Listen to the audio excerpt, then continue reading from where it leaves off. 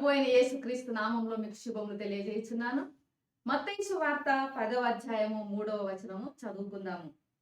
ఫిలిప్పు, బర్తొలొమై, తోమా, సుంకరి అయిన మత్తయి, అల్ఫై కుమారుడగు యాకోబు, తద్దయి అను మారుపేరు గల లెబ్బై. ఇక్కడ యేసు ప్రభువుల వారు తాను భూమి మీద పరిచర్య చేయుచున్న కాలంలో తనతో పాటు తనను వెంబడించే వారుగా ఉండటకు 12 మంది శిష్యులను ఆయన ఎంపిక చేసుకున్నాడు. వారిలో ఒక అతని పేరు అల్ఫై కుమారుడగు యాకోబు. మన వలె ఇంటి పేరుతో పాత కాలంలో లేదా బైబిల్ కాలంలో ఇంటి పేరుతో పిలువబడేవారు కాదు. ఇంటి పేరుతో గుర్తింపు తెచ్చుకున్నట్టుగా వాళ్ళు ఉండేవారు కాదు. కానీ తండ్రి పేరుతోనో తాత పేరుతోనో వారు గుర్తించబడేవారు. కొత్త నిబంధనలో 3 యాకోబులను మనం చూడగలము. ఒక యాకోబు ఇక్కడ అల్ఫై కుమారుడగు యాకోబు యేసు ప్రభువుల వారు పిలుచుకున్న అపోస్తలుడుగా ఉన్నాడు. ఇంకొక యాకోబు జెబెదయి కుమారుడైన యాకోబు. మరి 3వ యాకోబు ప్రభు అయిన యేసు క్రీస్తుల వారి సహోదరుడుగా యాకోబు పత్రికను రాసిన వాడిగా మనము చూడగలము. అయితే ఈ యొక్క యాకోబు యొక్క ప్రస్తావన మనం చూసినట్లయితే 4 సార్లు అంటే అపోస్తలులుగా 12 మంది పేర్లు ఎక్కడెక్కడైతే ప్రస్తావించబడ్డాయో అక్కడ ఈయన కూడా ప్రస్తావించబడ్డాడు ఒక అపోస్తలుడుగా. మరి ఈయన చిన్న యాకోబుగా కూడా పిలువబడుతున్నాడు. చిన్న యాకోబు అని అర్థం ఏమిటి అంటే వయసులో చిన్నవాడై ఉండొచ్చు లేదా తక్కువ వాడై ఉండొచ్చు. అందుకని చిన్న యాకోబుగా పిలువబడుచున్నాడని మనం అర్థం చేసుకోగలము. ఈయనను గురించినటువంటి ప్రస్తావన మరి పేతురు యాకోబులకు ఉన్నంత లేదా పేతురు యోహానులకు ఉన్నంతగా ఉండకపోవచ్చు. ఈయనను గురించిన ప్రస్తావన చాలా తక్కువగా ఉండొచ్చు.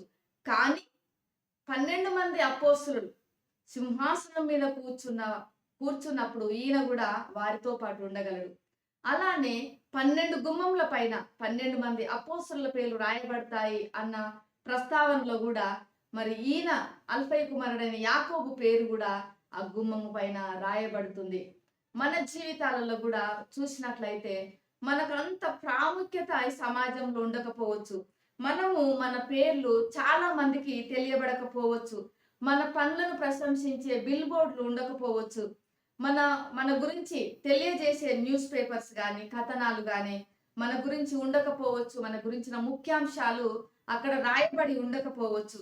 కొంతమంది ఎక్కడో మరుమూల ప్రదేశాలలో మరి ప్రాంతాల్లో మరి సంవత్సరాల కొద్ది దశాబ్దాలుగా పనిచేస్తున్న వాళ్ళు ఉంటారు.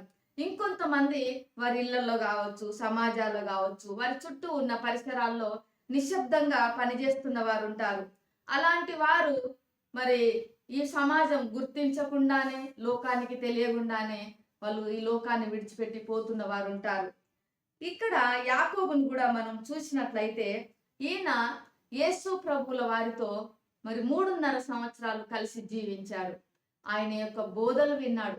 ప్రత్యక్షంగా ఆయన చేసేటువంటి అద్భుతాలను చూశాడు, స్వస్థతలను చూశాడు. ఆయన బోధలను తన చెవులారా విన్నాడు.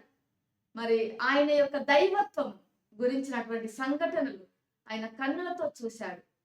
ఈయనను గురించినటువంటి ప్రస్తావన మనకు తక్కువే ఉంది. కానీ ఈయన యేసు ప్రభువుల వారి పట్ల ఎంతో ప్రేమ మరి భక్తి భయమును కలిగిన వాడుగా ఉన్నాడు. యేసు ప్రభువుల వారి పట్ల ఎంతో విశ్వాసమును కలిగిన వీరుడుగా ఉన్నాడు.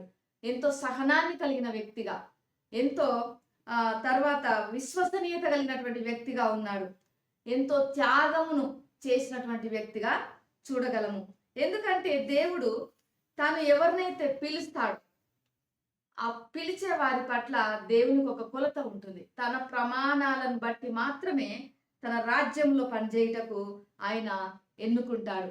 సో ఈయనను యేసు ప్రభువుల వారు పిలిచాడు అంటే యేసు ప్రభువుల వారికి ఉన్నటువంటి ప్రమాణాలను బట్టి మాత్రమే ఈయన పిలువబడ్డాడు. అంటే యేసు ప్రభువుల వారికి ఉన్న ప్రమాణాలకు ఈయన తగినట్టుగా ఉన్నాడు.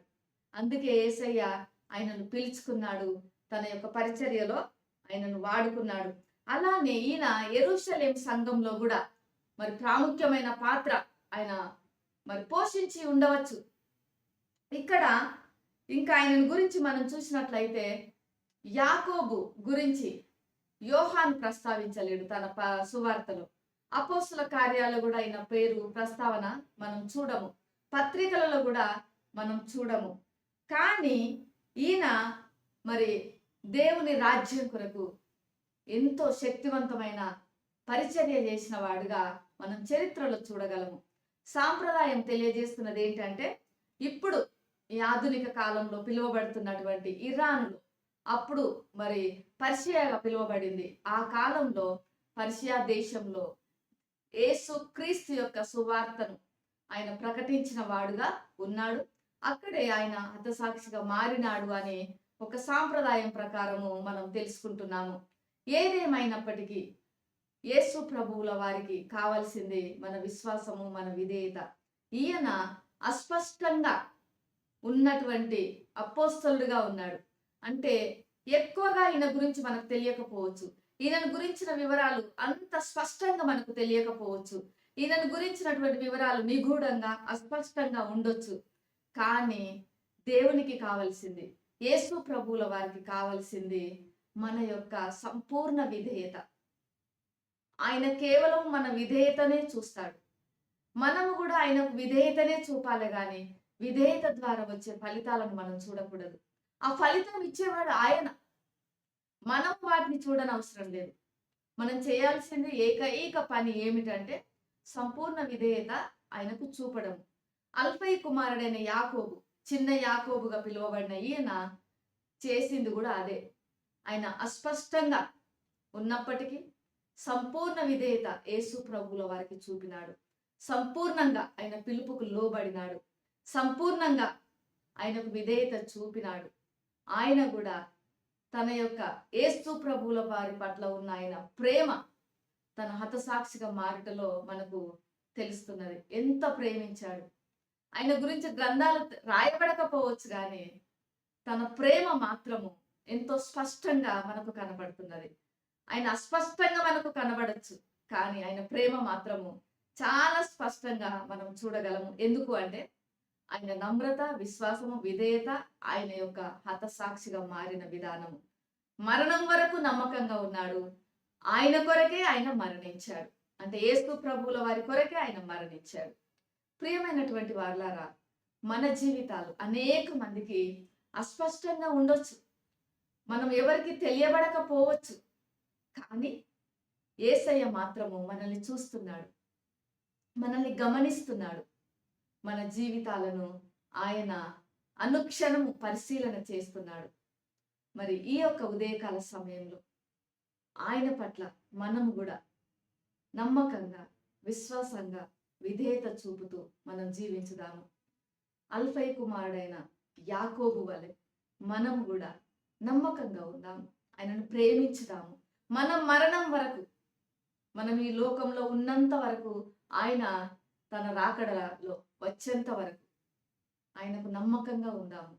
ఆయనను ప్రేమించుదాము. ఆయన పట్ల సంపూర్ణ విధేయత చూపుదాము. ప్రేమ నమ్మకం కలిగినటువంటి పరలోకపు తండ్రి, పరిశుద్ధుడానికి వందనాలు చెల్లిస్తున్నాము. మా జీవితాలు అనేక మందికి అస్పష్టంగా ఉండొచ్చు, కానీ నాయన నీకు మాత్రం స్పష్టంగా ఉన్నాయి. నీవు పిలిచిన పిలుపుకు మేము నమ్మకంగా ఉండటానికి, ప్రభువా నీ పిలుపు పట్ల మేము విధేయత కలిగి జీవించటానికి, నీకు మేము నాయన మరి విశ్వాస మార్గంలో మేము వినయంగా నడుచుకోవటానికి సహాయం చేయమని యేసు నామములో ప్రార్థిస్తున్నాము తండ్రి. ఆమేన్. దేవుడు మిమ్మల్ని దీవించుగాక.